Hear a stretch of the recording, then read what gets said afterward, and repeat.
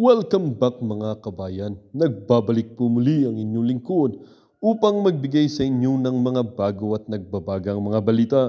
Wala na umano, talagang mas kakapal pa sa pagmumukha nitong kuting ng norte na ito dahil sa pagiging walang hiya niya na nga at wala pang utang na loob. Wala na talagang balak makipagayos itong kuting na ito kay pinakamamahal nating Tatay Digong. Kahit anong pagpapakumbaba nitong si Tatay Digong ay tila ba hindi pinapansin ito ni Kuting ng Norte. Kung hindi lang umano sa asawa nitong Liza Ahas hindi sana magkakaganito ang pangyayari. Resign or hiwalayin mo na lang yung asawa mong Ahas sa Malacanang. Para nga sa buong impormasyon, panoorin ang buong video. At kung bago ka pa lamang sa aking channel, huwag kakalimutang mag-subscribe, pindutin ang notification bell at piliin ang all upang laging maging updated sa mga bago at nagbabagang mga balita at sa mga solid viewers natin dyan. Maraming salamat po sa patuloy na pagtangkilik sa ating channel. Ang isyuang ito ay naging usap-usapin din sa mundo ng social media. Merong isang netizen na nagsabi, yung mga faithful niyang panatiko ang mismo niloloko niya kasi sila lang naman naniniwala sa pinagsasabi nito na kasinungalingan. At sabi din naman ng isang netizen, memory loss is the key symptom of Alzheimer's disease. Early signs include difficulty remembering recent events or conversations, but memory gets worse and other symptoms develop as the disease progresses. At sabi din naman ng isang netizen, PBBM addict naman talaga pagmamahal sa Pilipinas. Bangag utak overwork, sa dami ng trabaho, ubod ng sipag. God bless Philippines. Pulveron, bilis sa Goldilocks, pinipig flavor. Wala daw siyang sinabi na adik ang ating Pangulo, ang kasalukuyang Pangulo ngayon. Wala. Pero ano yung sinabi niya before? Nung una niyang talumpati sa prayer rally. Oo. May adik tayong Pangulo? Eto nga. Tama ba? Oo. Rewind. Pakinggan nga natin yung buong report. Oo. Kasi nandyan si Ivy Parido ng pala ating Armen Davao. Okay. Ivy, go ahead Ivy.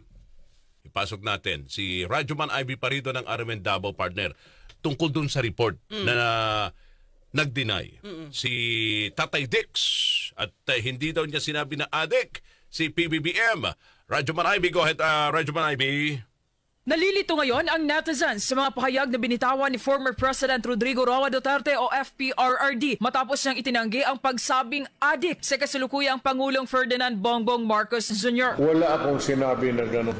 Mama, you have to, even if you kill me 1,000 times, wala akong sinabi na gano'n. Sabi ni FPRRD kagabi sa isinagawang media presser sa Davao City. Komento pa ni Ching Ching na isang Davaoeña na nakakalito ang mga salita ni FPRRD na parabang pinaglalaroan lamang nito ang isipan ng mga tao dahil sa kanyang mga paikot-ikot at paiba-ibang pahayag. Sa naging panayam naman ng DXD si Armen Davao sa isang political analyst na si Ramon Belano III, sinabi niyang para itong testing the waters kung kakagat ba ang mga tao. At ika nga ay dapat nang masanay ang mga Pilipino at ang media dahil ang mga sinasabi ni Duterte ay base lamang sa kanyang nararamdaman. Maaalalang noong January 28 sa isang prayer rally ng hakbang ng maisog sa Davao City, iginiit ni Duterte na manluloko si Marcos at mayroon tayong presidenteng adik sa droga. Dagdag pa niya na dating kalakip sa drug watch list ng Philippine Drug Enforcement Agency o PDEA ang pangalan ng Pangulo. Bongbong bangag yan.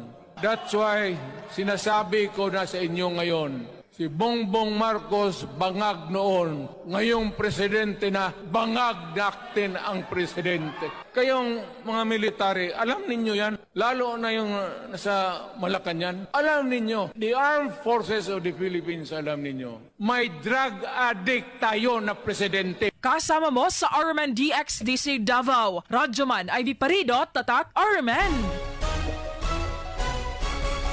Alright, dagang salamat Ivy Parido ng RMN Davao. So yun partner, ang report na ng ating RMN Davao patungkol doon sa sinasabi ng dating Pangulo, wala siyang sinabi na adik. Ano bang kaibahan ng adik at saka bangag? Partner! Oo. Kasi sinabi lang namin niya, alam to ng militar, alam niyo sa Malacanang, mayroon tayong drug addict na presidente. Oo. Baka presidente kasi ng fans club mo. O baka presidente ng Oh. ng Riders Association. PTA. Diba? Hindi naman yan Pwede, sinabing pangalan. Diba? May Oh. binanggit siya na unahan. alam na militar. Oh. Oh, Malay mo nga. PTA. Ano pa may presidente na ano? So hindi niya tinutuko yun ang Pangulo ng Pilipinas. Ibang presidente. Presidente yun. Diba? Lusot. Oo nga. Kayo naman talaga. Hindi na kayo nasanay, di ba? Pag hindi nagbibigay kasi ng pangalan, tandaan mo, may ginanyan siya dati, si Franz Oo. Castro, si Franz. Oo. Wala daw siya sinabi na gusto niyang patayin si Franz. Oo. Dahil sabi niya, ang patayin ko, yung mga komunista. Oo. Di wala. Lusot. Lusot. Kakasya Dismiss sa ang ano kaso. mo. Acquitted. Acquitted. Talaga. Dismiss ang case. Oo nga, talaga. Kayo naman, binibigyan nyo naman talaga ng mali sa lahat Ayaw nyo ng kasi mga paniwalaan ng dating Pangulong Duterte sa mga sinasabi niya. Talaga, masyado kayo. Baka, Kailangan naguguluhan. Ba't kami dito? Hindi. presidente ng Homeowners Association. Pwede. Ang dami-daming presidente, Daming presidente. partner. Hindi Diba? naman pala, wala naman siyang binanggit na yung presidente Ng Pilipinas. Hindi, Oo. Ang sinabi pala niya, malinaw naman, partner. Maliwanag, diba? Maliwanag. Presidente ninyo. Diba?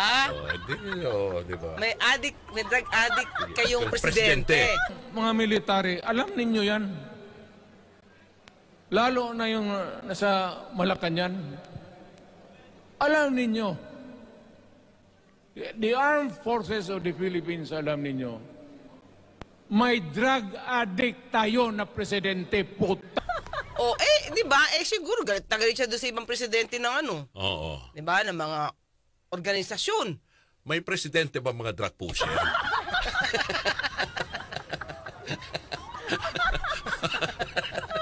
Baka doon siya tinutukoy niya mismo yung presidente ng mga adik. Di ba? Malay mo, kilala niya. Kilala niya yung presidente ng mga adik. Ay talaga nga naman kayo. Di ba, Sir Architect Martin Resurrection, di ba? Tayo maliwanag yung utak natin. Yung ibang mga sa media ang naguguluhan kaya. Oo, yung Maliit. ilan partner. hindi tayo kasama doon. Tayo talagang marunong tayong mag-analyze. Kabisado na natin. Pangulong Duterte. Kung ano-ano ang sasabi niyan. Bukas oo, bukas hindi. Kabisado na natin yan. Ay, yung presidente ng Santon, mga matitiniot, healthy yan, ha? Malayo. Sino bang presidente ng Santon Club daw? May Santon Club na pala sa ating mga kayubi, ha? Baka yung yan dating yung mga walang mga sakit. Mga healthy yan. Baka yung dating na asawa ni Tay Amik. Naging presidente. Umorder, oo. Binoto niyo na ba? Ay, speaking of Santon Plus, Ma'am Jen. Hi, si Ma'am Jen. Gumagamit ng Santon Plus. Umorder siya ng napakarami. Diba? At binigyan ni Pareng Ray ng discount. Dahil... Thank you! May dahilan ba yung Pareng Ray? Siguro meron yan dalang Ano? macaroon. From UK. Ay, naka. Ito sabi ni Mr. Leo Panti, adik na adik ang Attorney Claire Castro Fans Club. Yun! Diba? Talaga. At least walang drug addict.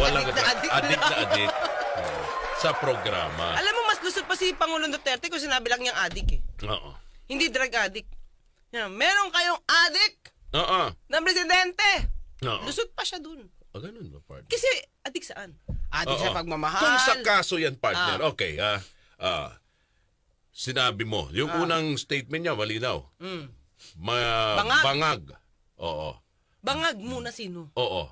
Bangag ang presidente nyo. Tama ba? Ganun ba yung sinabi niya? Bangag ang presidente. Oo. Sino bang presidente? Ganun lang yun. Okay. So, kailangan specific part. Malinaw. Kidding aside. Oo. Kung sa kaso, sa Kung korte. totoo, Oo. di ba? Kung seryoso to, Oo. partner. At hindi siya si PRRD. Oo. Bongbong bangag yan.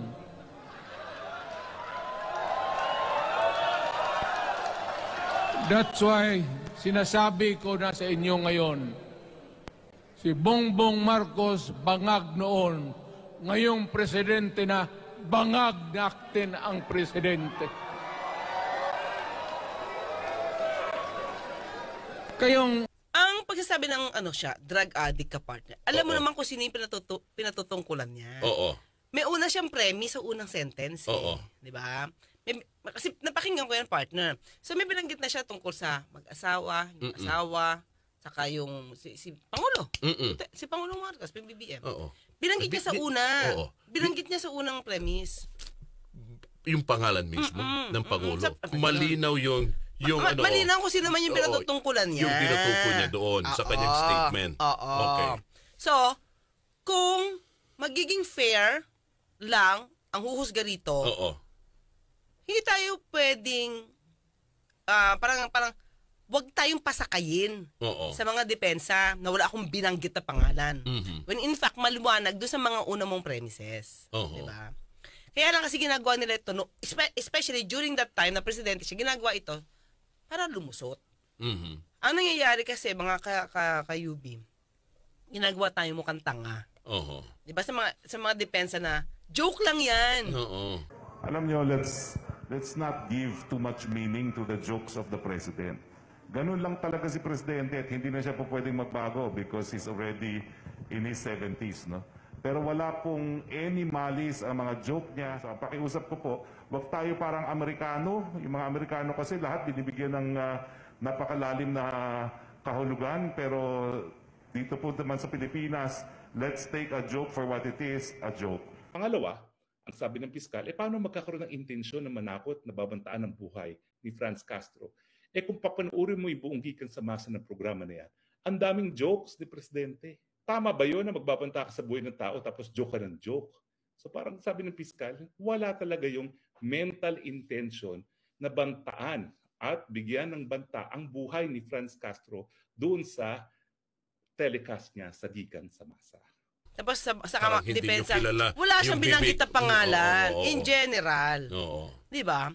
So, ang dating, kapag May mga ganun klase sa mga sitwasyon, sinasabi niya. tapos mananalo pa sa case, halimbawa lang kung hindi siya to, Oo. nanalo pa sa case, ginagawa tayong tanga.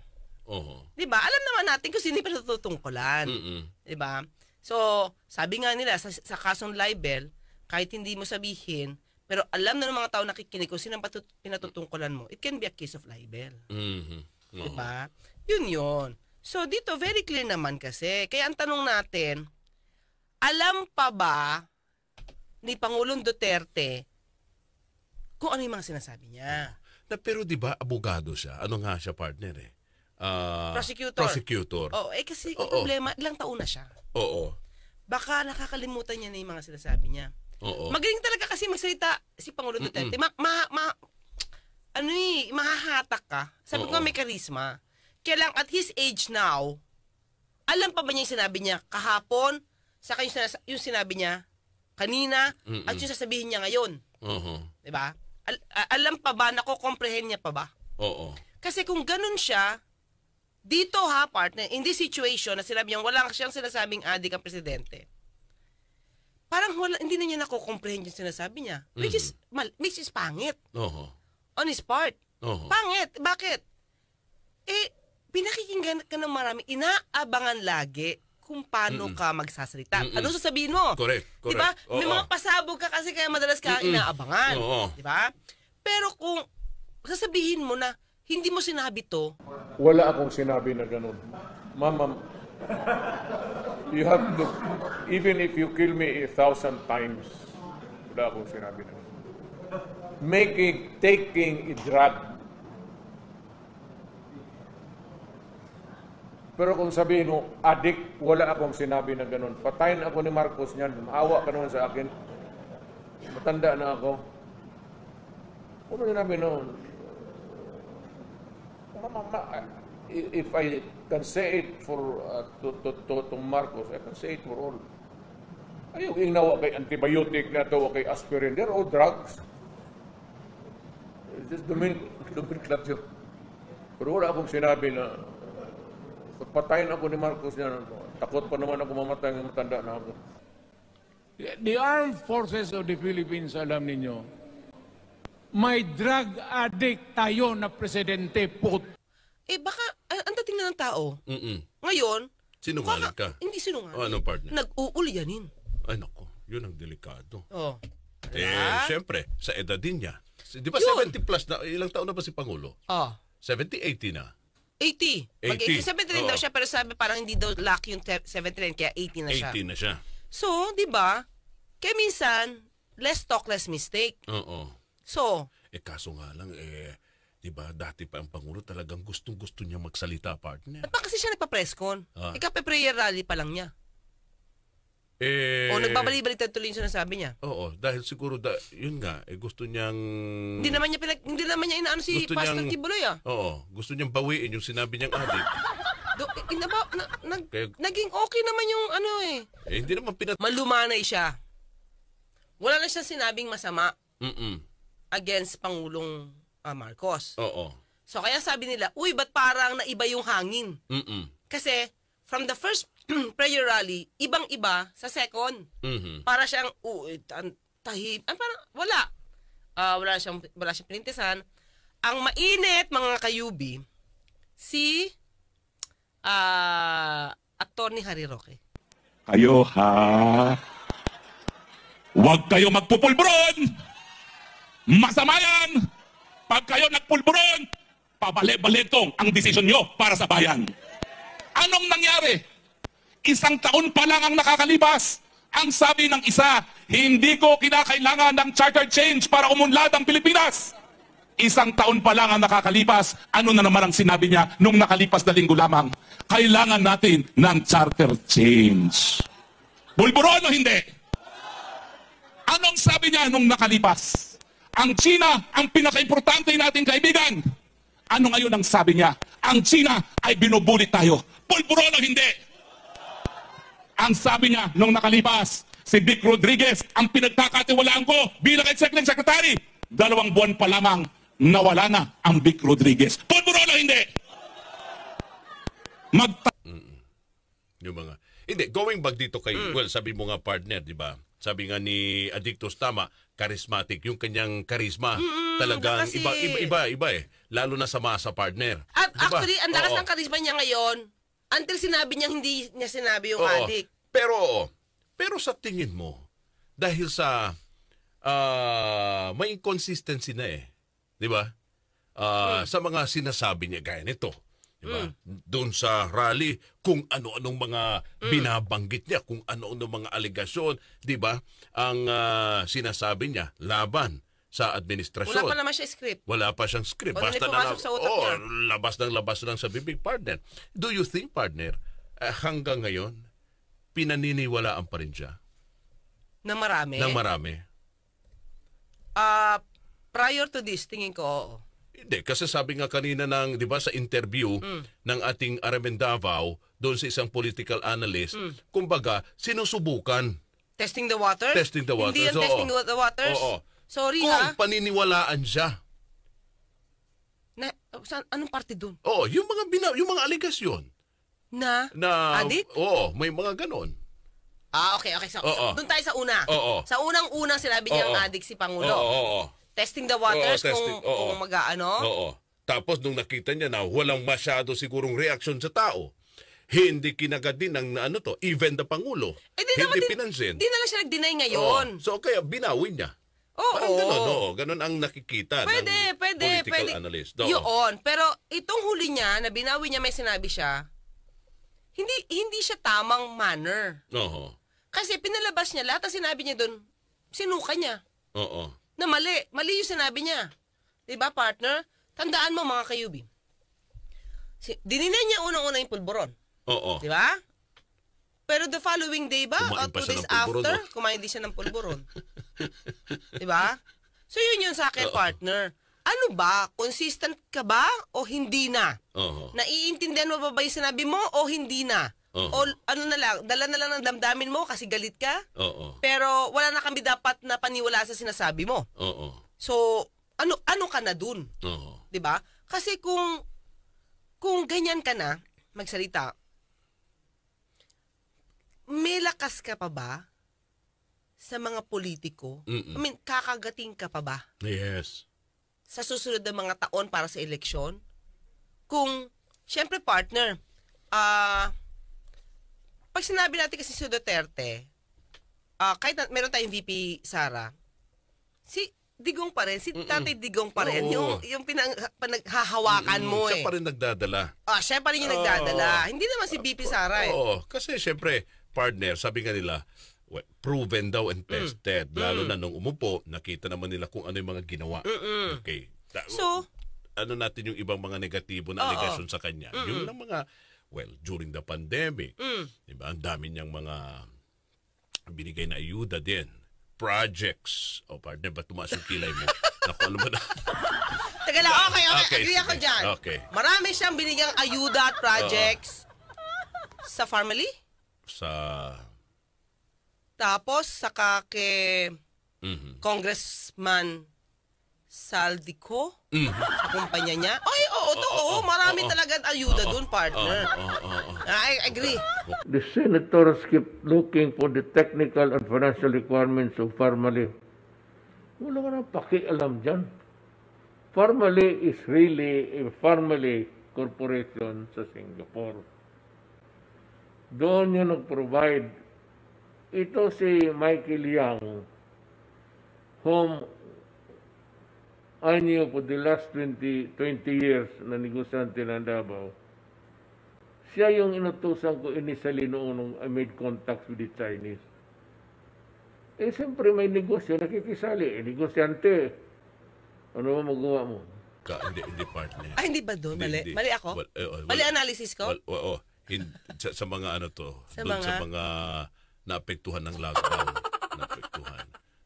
Wala. Meron naman. Naapektuhan din ako eh. Oo. Wala ka bang natanggap? Wala ako natanggap. Wala ka. Pareho tayo. Hindi na. Kasi para doon sa mga naapektuhan ng hanap buhay. Partner, daming jeepney driver na apekto ng trabaho nun. Para naman din nila naramdaman yung tulong.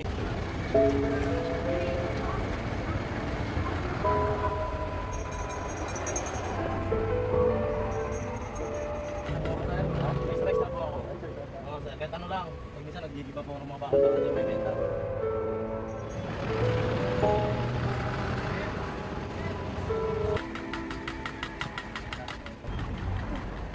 Nakain kami ng isang beses sa isang araw kung nakakanan dito. Pag minsan nga po kung wala magbibigay, minsan wala talagang kain. Ngayon puno-puno na po kami ng utang.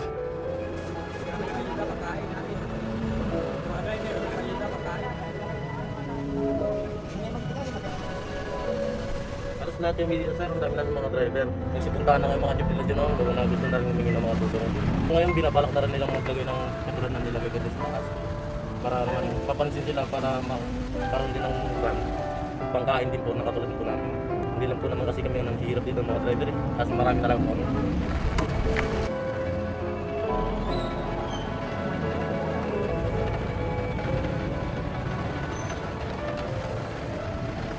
Okay, sige.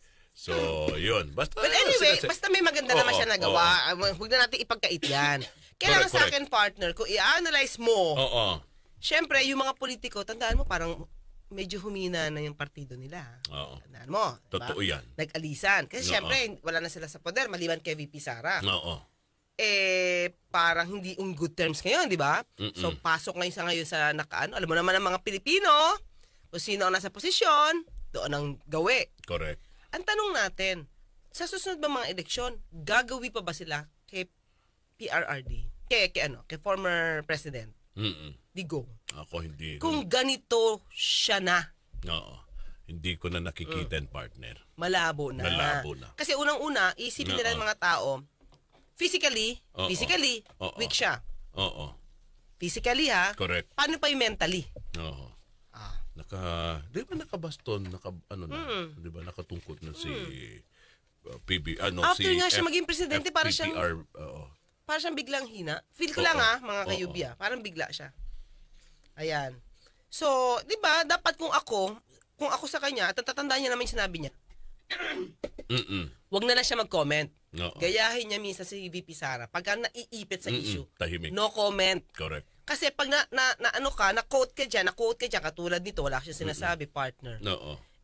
Iisipin ng ibang tao, siya gagamitin laban sa iyo yan, nag-uulyanin ka na. Oo. Diba? Kahit sabihin mo, wala na siya sa pwesto, wala na siya sa poder. Yung mga sinasabi niya, official pa rin yan, partner. Naman. Oo. Diba? Yan, iko-code pa rin, tama ka. At yun ay balita pa rin. Oo. Balita pa rin po yun sa taong bayan.